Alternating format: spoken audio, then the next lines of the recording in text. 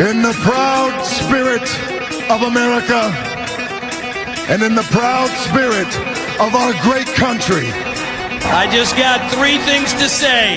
God bless our troops. God bless America. And gentlemen, start your